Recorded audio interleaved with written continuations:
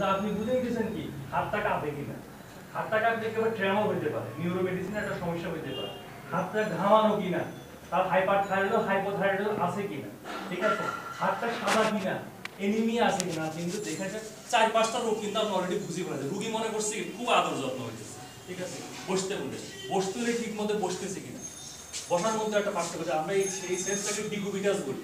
ডিকুবিটাস মানে কি বসা অথবা শোয়া ইন চয়েস। কেমন তো মনে করেন বসে গেল,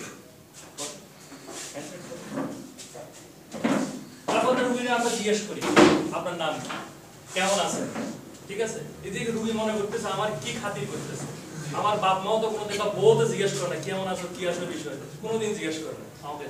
আপনি জিজ্ঞেস করতেছেন কেন? কারণ জিজ্ঞেস করতে আপনার ইন্টেলিজেন্স সেন্সটা দেখে নিন, সে কেমন করে কথা বলে, তার ওরিয়েন্টেশন ঠিক আছে কিনা। মানে আপনি যখন বলবেন তার নামটা ঠিক মতো বলতেছে কিনা, আসেন জিজ্ঞেস করবেন কি কি খাওয়া দাওয়া করছেন, কেমন আছে বলতেছে কিনা, আসলে কত তারিখ বলতেছে, আপনি তার ইন্টেলিজেন্ট প্রসেসটা দেখে নিতে, তার নিউরোসাইকোলজিক্যাল যে সমস্যাগুলো আছে সেগুলো আপনি দিক নির্দেশনা করতে, ঠিক আছে কিনা।